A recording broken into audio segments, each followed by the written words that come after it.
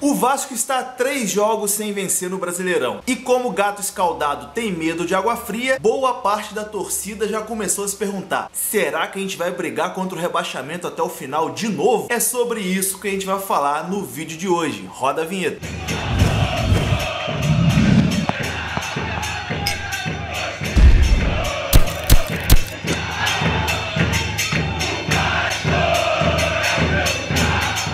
Salve rapaziada, saudações vascaínas, sejam bem-vindos a mais um vídeo aqui no canal, começando essa semana, segunda-feira. Eu sou o Juninho e esse aqui é o canal Machão da Gama. Se você tá caindo aqui pela primeira vez, eu peço que você se inscreva para ajudar a gente crescer, ajudar a gente bater os 60 mil inscritos aí, que é a nossa meta até o final do ano. Se inscreva aí rapidinho porque é de graça. E se você já é inscrito no canal, deixa aí o seu like, manda pros amigos, manda pro pai, manda pra mãe, manda pra namorada, manda nos seus grupos de WhatsApp sobre o Vasco da Gama. Isso é muito importante e tamo junto nessa aí, já agradeço desde agora. Bom, no vídeo de hoje, como vocês já viram na introdução e também no título, a gente vai falar sobre aí uma possível volta do Vasco, brigando ali na zona da confusão, brigando ali contra o rebaixamento. Parecia que o Vasco já estava completamente livre. Há 3 rodadas atrás a gente olhou, pô, a gente tá aqui com 37 pontos, então mais umas 2 vitórias vai deixar o Vasco tranquilo na competição. O problema é que o Vasco aí nas últimas 3 partidas não conseguiu vencer e jogou muito mal. Empatou com o Ceará lá no Castelão, jogando mal demais no segundo tempo,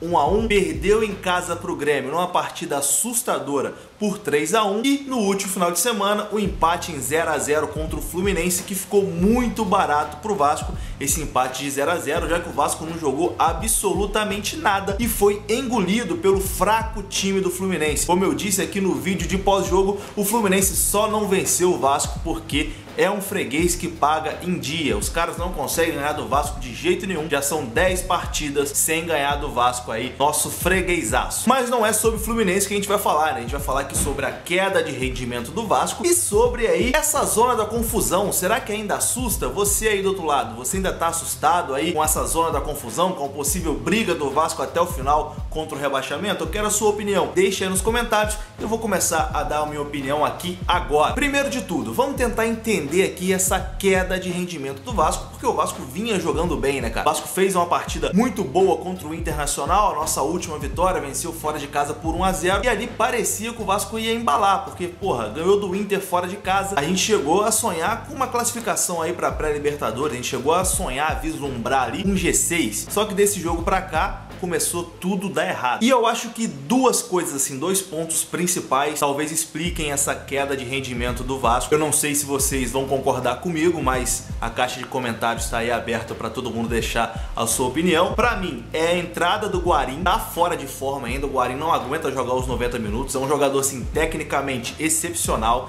já mostrou aí nas partidas que ele realmente é acima da média. E também a saída do Thales Magno, né? O Thales Magno que tá aí com a seleção brasileira sub-17, o Vasco perdeu ali aquele jogador de velocidade, perdeu o principal jogador do time, o cara que poderia fazer algo diferente, o cara que sai ali da normalidade, né? O cara que consegue fazer coisas inesperadas, né? Coisas além do que a gente vê aí toda a partida. E aí eu vou começar falando aqui do Guarim. O Vasco vinha jogando num esquema ali que era bastante fechadinho, né? Com o Raul, com o Richard, às vezes jogava o Marcos Júnior, às vezes jogava o Bruno Gomes, enfim, o Vasco chegou a jogar algumas partidas até com 4 volantes, um esquema ali bastante conservador, mas que fazia o Vasco ser um time competitivo. O Vasco conseguia sair ali nos contra-ataques, principalmente também porque tinha a velocidade do Thales, tinha a velocidade do Marrone para poder puxar essa jogada. Isso, o Guarim ia entrando no segundo tempo e entrando bem demais, né, cara? O Guarim vinha jogando e a gente pensava, questão de tempo aí pro Guarim pegar essa titularidade.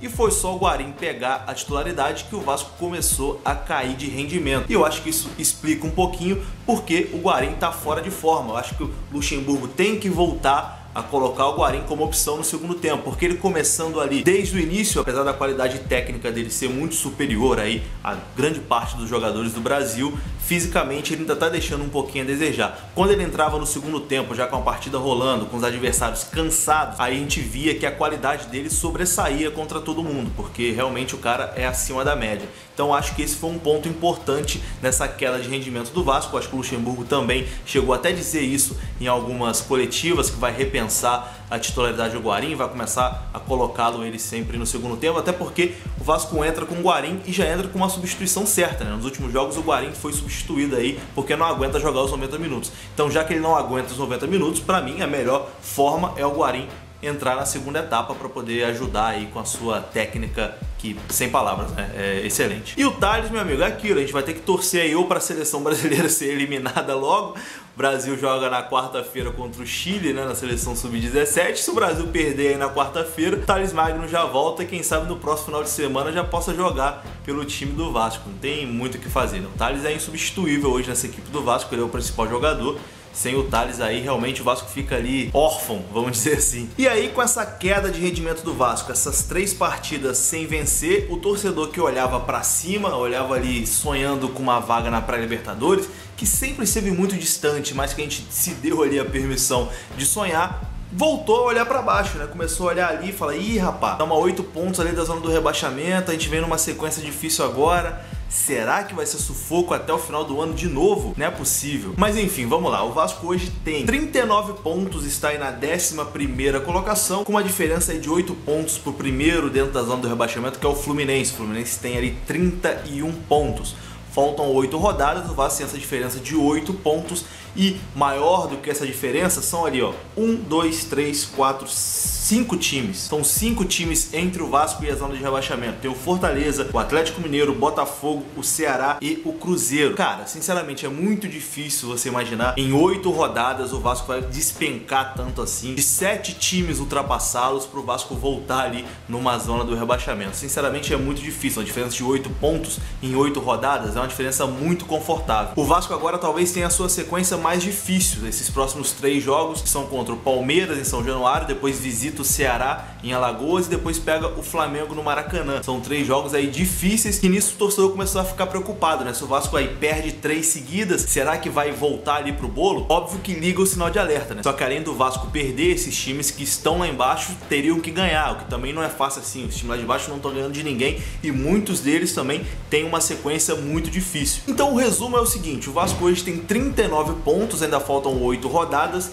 Desses 8 adversários, cara, 4 são aí teoricamente mais fáceis. O Vasco pega o CSA fora de casa, pega o Goiás, pega o Cruzeiro e pega a Chapecoense. Goiás, Cruzeiro e Chapecoense são jogos em São Januário. Eu não consigo imaginar o Vasco não vencendo a Chapecoense, por exemplo. Então, com mais 3 pontos aí, já chegaria a 42. Acho que o Vasco vence o Goiás também e com 45 mata. Fora algum pontinho improvável, algum empate, alguma coisa do tipo. Então, na minha opinião, não tem motivo para desespero. Assim que a galera tá aí, a galera tá começando a ficar preocupada, mas para mim não tem motivo de preocupação, não tem motivo de desespero, só uma tragédia mesmo para fazer o Vasco voltar a brigar ali na zona do rebaixamento. Óbvio que aquele sonho de Libertadores já foi embora, né? Não tem mais possibilidade, não tem mais como a gente imaginar que o Vasco vai conseguir disputar a Libertadores no ano que vem, mas eu acredito que o Vasco vai conseguir uma vaga aí na Copa Sul-Americana sem grandes sustos, e essa história de voltar a brigar pelo rebaixamento é coisa de vascaíno muito pessimista. Acho que a gente tem que ficar assim ligado, porque o Campeonato Brasileiro é um campeonato difícil, a gente tem jogos difíceis, mas não existe motivo aí para desespero em relação ao rebaixamento. Acho que quem tem que se desesperar hoje é mais o torcedor do Fluminense, o torcedor do Botafogo, que tem sequências até mais difíceis que a do Vasco e estão aí afundados lá embaixo, o Fluminense com 31 pontos, por exemplo. Enfim, só para encerrar aqui, na minha opinião, desses 8 jogos que faltam aí, eu acho que o Vasco consegue fazer pelo menos 9 pontos. Eu acho que ele, sendo pessimista, o Vasco faz 9 pontos aí nessas últimas 8 rodadas. 9 com já os 39 que a gente tem, daria no mínimo ali 48. Mas acho que dá para beliscar algum empatezinho aqui a colar e até ultrapassar a marca dos 50 pontos. Então, amigo, você que está aí preocupado, voltando a ficar desesperado com a possível briga contra o rebaixamento, acho que pode acalmar um pouquinho, porque é só um desastre mesmo. É difícil imaginar, por exemplo, que o Vasco nessas 8 rodadas aí não vai conseguir fazer 4 pontinhos. Então, calma lá que a gente já teve situação muito piores. Enfim, se você assistiu até agora, eu quero que você deixe o seu like, mande esse vídeo aí pros seus amigos vascaínos e óbvio que eu quero que você também deixe a sua opinião aqui nos comentários. Você ainda tá preocupado com zona de rebaixamento?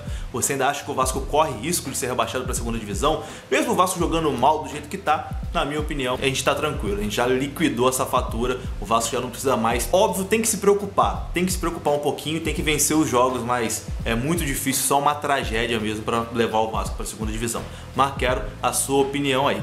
Deixa a opinião nos comentários, que é muito importante. Tamo junto, saudações vascaínas e até a próxima. Pós-créditos aqui no vídeo, rapaziada, você que acompanha o canal, você que tá aqui me assistindo todos os vídeos, você que é fã do canal e quer participar do nosso grupo exclusivo de WhatsApp, basta você se tornar membro do canal aqui no link que tá na descrição, tá escrito aí, torne-se membro do canal e participe do nosso grupo de WhatsApp. A partir de R$ 2,99 por mês você pode entrar nessa resenha aí com a gente e o mais importante é que você vai ajudar o canal a crescer. Então, meu amigo, não perca essa oportunidade, torne-se membro do canal, ajude o canal Machão da Gama e participe lá no grupo de WhatsApp comigo e com mais outros vascaínos ilustríssimos. Tamo junto. E para participar é muito fácil. Depois de você se tornar membro, você vai ali na aba comunidade, que vai ter uma publicação lá que é apenas para quem é assinante do canal, para quem é membro do canal. Vai estar a publicação lá com o link do grupo de WhatsApp para você clicar e entrar. Tamo junto. Espero você lá no nosso grupo de WhatsApp. Saudações vascaínas e até a próxima.